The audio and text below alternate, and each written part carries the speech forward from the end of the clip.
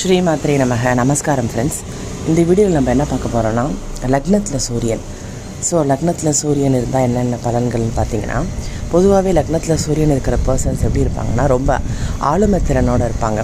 அடுத்தவங்கள வேலை வாங்குறது, எந்த வேலையுமே அவங்க செய்யாமல் இருப்பாங்க. மோஸ்ட்லி எப்பயுமே சூரியன் ஆப்போனண்ட்டை தான் வேலை வாங்குவாங்க. அதனால தான் பார்த்திங்கன்னா சிம்ம ராசிக்கு ஆப்போனண்ட்டாக அவங்களுக்கு கும்பராசி வரும். ஸோ சனியோட ராசி. அதனால் பார்த்திங்கன்னா சிம்ம ராசியை விட கும்பராசி தான் அதிகமாக வேலை செய்வாங்க.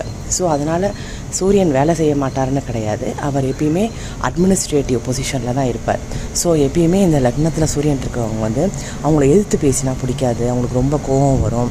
அவங்கள ஏதாவது நீங்கள் சொல்லிட்டீங்கன்னா உடனே ஆப்போனண்ட்டில் உடனே பதில் சொல்லுவாங்க. இது மாதிரி நீ மட்டும் நல்ல பர்சனா அப்படின்ற மாதிரி கொஷின்ஸ் நிறையா கேட்பாங்க.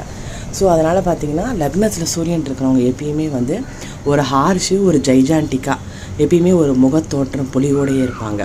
இந்த சூரியனோட தேஜஸ் அவங்களுக்கு இருந்துகிட்டே இருக்கும். எங்கே போனாலும் அவங்களுக்கு பேரும் புகழும் தானாகவே கிடச்சிரும்.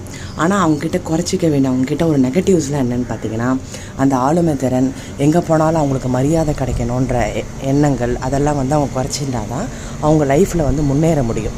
எப்படியுமே அவங்களுக்கு கிடச்சிரும் அந்த விஷயங்கள்லாம். அதே மாதிரி பார்த்திங்கன்னா சுயமரியாதை ரொம்ப எதிர்பார்ப்பாங்க. யார் லக்னத்தில் சூரியன் இருக்கிறவங்க சுயமரியாதை எதிர்பார்த்து மரியாதை இல்லாத இடத்துக்கெல்லாம் மோஸ்ட்லி போகவே மாட்டாங்க. ரொம்ப தீவிரமாக அழைச்சா மட்டும்தான் ஒரு இடத்துக்கு போவாங்களே தவிர மரியாதை இல்லாத இடத்துக்கு லக்னத்தில் இருக்கிற சூரியன் போகவே மாட்டாங்க. அதே மாதிரி அவங்கள வாலண்டரியாக யார்கிட்டையும் போய் மோஸ்ட்லி பேச மாட்டாங்க. யாராவது பேசினா மட்டும்தான் இவங்ககிட்டேருந்து பதில் வரும். ஸோ இந்த காம்பினேஷன்ஸ்லாம் நிறைய பேருக்கு இருக்கும் நீங்கள் லக்னத்தில் சூரியன் இருக்கவங்க பார்த்தீங்கன்னா. ஸோ நான் சொல்கிறது வெறும் சூரியன் மட்டும் சொல்கிறேன். நான் இப்போ உங்களுக்கு சூரியன் புதன் சுக்கிரன் காம்பினேஷன்லாமும் இருக்கும். ஸோ லக்னத்தில் சூரியன் இருக்கிறவங்க இந்த காம்பினேஷன்ஸில் ஒரு 75% இருப்பாங்க. செக் பண்ணி பார்த்துட்டு கமெண்ட் பண்ணுங்கள் ஃப்ரெண்ட்ஸ்.